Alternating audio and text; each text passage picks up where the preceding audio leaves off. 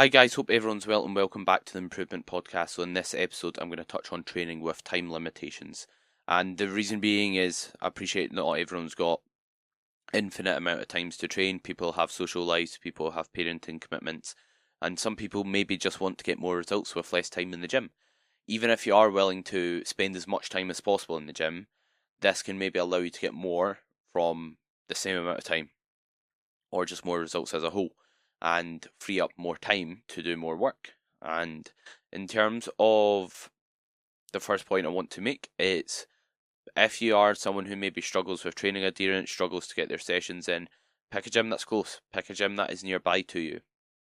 If you're training at a gym that's, half an hour, 45 minutes away, and you're struggling with adherence, then it's probably just due to how awkward it is getting to the gym. So when we're thinking about training adherence, we want to make it as easy as possible for us to stick to it and reduce the friction between us and hitting whatever goal or task we want to hit. And part of that is picking a gym that's nearby or close. Like I'd rather a client train at a gym that is nearby or close rather than a gym that's far away if it's going to mean poorer adherence. Because again, having good equipment, having better equipment is only better if you can do it consistently. So make sure you pick a gym that's kind of close, convenient, even if it is poorer equipped. That's still better than nothing. And also, what you want to consider is using antagonist paired supersets. So supersets is a high intensity technique, which I'll cover in a second, high intensity techniques as a whole.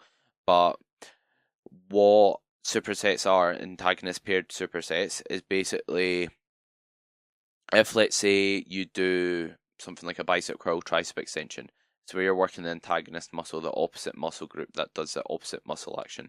So the benefit of doing antagonist paired supersets or supersets where you're not working the exact same muscle group is if you, let's say, do a bicep curl with like a flat bar and then you do a hammer curl, the quality of the work for the hammer curl is going to be diminished due to that short rest time. Whereas if you pair, let's say, a bicep curl for tricep extension, it can actually allow better quality work or work that's equal in quality because you are giving the biceps more rest in between each sets of biceps because you're doing a set of triceps in between.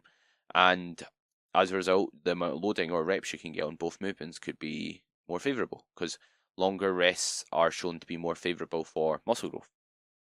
And also, on movements that aren't that cardiovascular demanding or mentally demanding, this is where this approach shines. What I mean by that is if you're doing, let's say, a hack squat and then you're supersetting that with, let's say, another really strenuous movement, like maybe a bent over row, for example. Again, random example, but two movements that you're lifting a lot of load in, that's really demanding, they won't shine quite as much there because even if you're ready in terms of the muscle group physically, even if you're ready cardiovascularly, meaning you're not out of breath, those movements take a lot of kind of mental energy. And if you're kind of going in between them, you're probably not fully switched on and fully getting the most out of those movements as a result of that. So I recommend doing them on movements that are less kind of strenuous, less taxing for that reason. And like I said, a good example is doing maybe a bicep curl, tricep extension. I do it when I'm doing like a chest fly and then a tricep extension. That's where I like to kind of incorporate it because I've got those two isolation movements after each other anyway. So it allows me to have a bit more time efficiency, getting out of the gym a bit quicker while getting the same quality of work done. What I also like about these is it stops you going on your phone. It stops you kind of losing the pace of the session. Because at the end of the session, when you're at your isolation work, you're a bit more tired. It's easy to kind of like drag out the sets, drag out the session, and just like kind of lose the focus. Whereas it keeps you working and keeps your focus there, in my opinion. And next up is high intensity techniques as a whole. So you get different high intensity techniques like supersets, rest pause sets, cluster sets, and also things like drop sets. So they're just ways to get more work done in a shorter period of time. That's what their utility are. And generally the the again downside of high intensity techniques is you get less effective volume per set. Meaning if you do a drop set, you do 50 kilos on a movement, you drop it to 40 and get another 8 reps. Those 8 reps aren't as stimulative as if let's say you rested for 2 minutes and then done another set with 45 and got 8 reps. So the quality of the work's less. But it makes up for, let's say, not having as much time. Like, what I mean by that is if you're doing high intensity techniques, yes, the quality of the work's better, but if it allows you to get more work done and more volume done as a whole, then the quality of the work's actually better. A good way to kind of think about it is, let's say you've only got time for 2 sets, but let's say high intensity techniques, if you do a drop set, you get the equivalent of maybe like half of a standard set's effectiveness, and then you do a triple drop set, then you've got more effective work done in a short period of time still. So it just means you need to do overall more work in that short period of time, if that makes sense. So as a whole, it will still work out more time efficient. It just might be a bit more mentally demanding, and it might mean doing overall more sets to get the same result in that time frame, if that makes sense. And what can be like one of my most favourable methods of kind of high intensity techniques is rest pause sets. So a rest pause set is basically like when you do a set and then you take 20 to 30 seconds rest between each. Some people class it as taking 5 deep breaths in between each. I like to use a timer because it makes it more comparable, more measurable, and that's the benefit of rest pause set. It keeps loading high. It gives you the effective reps, and you don't need to do, let's say, another 10 reps like on a drop set before getting to the effective reps, and it's easy to kind of compare and assess. So rest pause sets can be a good tool. And if, let's say, you're doing a movement like a leg extension, do a set in the 12 to 15 rep range, rest 20 seconds, do a set again, rest 20 seconds, do a set again. And again, you might get the same results as maybe doing 2 straight sets, just doing that rest pause approach with 3 sets with 20 seconds rest, saving time once again. And in terms of my next point is warm up less. So usually something I've done in the past was I kind of wasted time warming up when I didn't need to. Like if I've done 2 back exercises, I've done a bent over row, I've done a lat movement, like a pullover. When I get onto a lat pull down, I don't need to mess about doing 2 to 3 sets to warm up. Like I actually just jump straight into it. This will be different for people who have maybe more injuries, joint issues, etc. Maybe older individuals who are a bit more battered from the gym. But movements that you can do it on, it feels safe, and you don't feel like there's any injury risk, just jump straight in. The only caveat to that as well is, or another caveat, not the only caveat, because if I say two, it's not going to be the only caveat, is it?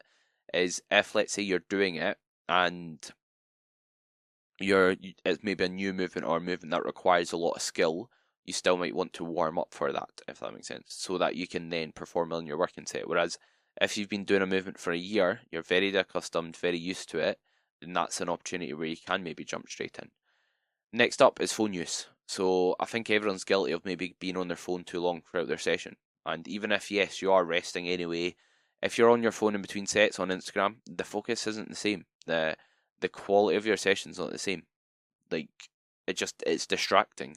And as a result, what I recommend you do is put do not disturb mode on your phone, put sleep mode on your phone, get off the phone. Set timers as well if you're guilty for resting too long. So obviously you don't want to rush your rest periods, but like when I'm on my isolation work, at the end of my session I can get a bit tired. To give me a rough guide, I'll set like a 2 minute timer, and then if, let's say, 2 minutes goes off, I can be like, right, well, I can get ready to go again. Whereas like if I'm just, let's say I go on Instagram, before I know it's been 4 minutes, I'm looking at some gossip in the fitness industry, and then rested longer. Then I'm spending longer in the gym when I don't need to, as much as I love being in the gym, and then I'm kind of distracted. I'm not switched on. I've not got that same focus. And what else we can consider is exercises that warm you up, placing them first, or exercises that require little warm up, placing them beforehand. Let's say you could do, let's say, a lateral raise before a press variation, which will mean when you get into the press, you don't actually need to do as much to warm up. Or you could do a leg extension before a squat, which will again allow you to get your quads warm, so you don't need as much for that squat, and again saving time. Or you could do it vice versa. You could do a squat before the leg extension. You might find that's more efficient because then you can jump straight into the leg extension. So you can play about with it and find, right, what order can you put in to reduce the amount of warm ups you need for subsequent or following lifts. For example, some people might find they don't need as much warm up for like bodyweight movements, like a pull up, for example. So if you are doing something like a pull up, place that maybe beforehand so that you don't need to do as much going into other movements.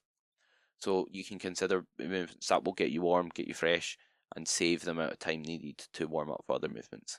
And what we can also consider is using pin-loaded equipment instead of plate-loaded equipment. So plate-loaded equipment at times can be more favourable, sometimes it might be a better machine, etc. But if again it saves time, especially if like you're doing a superset or maybe drop sets, using pin-loaded kit can be favourable because it saves you lugging plates about. Especially if you're using a really light machine or you're just really strong. If you're loading, let's say, you've got two leg press options. Let's say both are equally as quality in terms of quality movements. One you're doing 10 plates in total on, one machine you're using a pin, or maybe you have to put two plates on a side. You're saving a lot of time loading and unloading those plates, warming up, etc. So you can use pin loaded kit to your advantage to allocate you towards having less time spent needing to actually warm up and walk about the gym putting plates on and off. So that's something you could consider.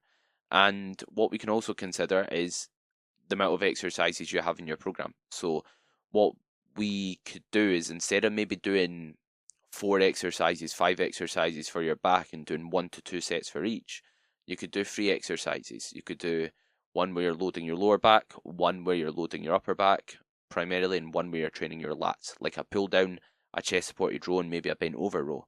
So there you could half the amount of exercises you're doing and just do more sets for each. And again, this will save you warming up, taking the plates on and off, doing a different exercise, waiting for a machine to free up. So it can allow you to move through your training a bit more efficiently. And you can also consider like using more multi-joint movements. For example, like if you are tight for time and you're doing a shrug, you're doing a, let's say you're doing, we'll say you're doing a shrug, you're doing a leg curl, you're doing maybe a bent over row, you're doing maybe a glute isolation exercise, you could instead do an RDL and hit a lot of those muscle groups and save time doing so. Same applies like if you're training your triceps, instead of doing like a tricep extension, not that they're bad or wrong, you could do a dip where you're getting a bit of chest work in there, where you're getting a bit of shoulder work in there, and also biasing your triceps. You could say the same for your quads. Instead of doing maybe the hip abductor, instead of doing like maybe a quad movement on its own, then the adductor machine, you could just do squats. You could just do the hack squat, leg press, and get all those muscle groups hit in the same period of time. Same if someone's wanting to load their lower back, you could then do a barbell back squat. People view that exercise as not optimal. Same with like a like Smith machine squat. It's not optimal. Your lower back's getting fatigued. But what if someone's not got a lot of lower back work in their program? Then all of a sudden the non-optimal exercise is actually the optimal exercise because they're getting more work in for that muscle group. So you can consider multi-joint movements and also your training split. So make sure it's manageable, make sure it's appropriate for yourself. And generally, the less sessions you're doing, the more bigger sessions you want. Meaning, if you're training 3 times a week, you don't want to mince about putting an arm day in there. You want to do full body. If you're doing 4 days a week, you want to probably do upper lower. If you're doing 5 days a week, you maybe want to do upper lower and then another upper session or another lower session, or maybe tag an arm day on there, or maybe do push pull legs. So that's something you consider. Also, what you can consider is doing like bites of exercise throughout your days. So especially if someone's goal is general fat loss, or just like training another muscle group where they're new to training, just bash out a set of press ups here and there throughout the day. Get a bit more energy burned, get a bit more movement in, get a bit more volume in for your chest. Or in my example, me working at a gym, I want to bring up my arms. So what I do is when I'm personal training on a Thursday, I'm not training arms until the Saturday, so I'll do a rest pod set of bicep curls, get more work in, and then on Sunday I'll do a rest pod set of calves, and as a result, allows me to get a bit more work in a short period of time. What you can also lastly consider is if you train at a gym that's usually quiet when you train, or there's a ton of kit there, you can warm up for a movement when you're doing the subsequent movement, or just like move your stuff over before you do your last set if you're really tight for time. What I mean by that is if someone's doing, let's say, legs and they tag their arms onto the end of their leg session, then what you could do is, if let's say you've got 2 more sets of calves, do your first set, do a warm up set of bicep curls, do your last set of calves, then begin your bicep work. So you can do your warm up in between your actual sets, if that makes sense, to again allocate more time. And also, don't do too much single arm or single leg movements. They can be valuable, but they're also can be a bit more time consuming, so maybe limit them unless it's really inherently valuable to do them, just so again you're saving time from not having to mince about doing a lot of single arm work.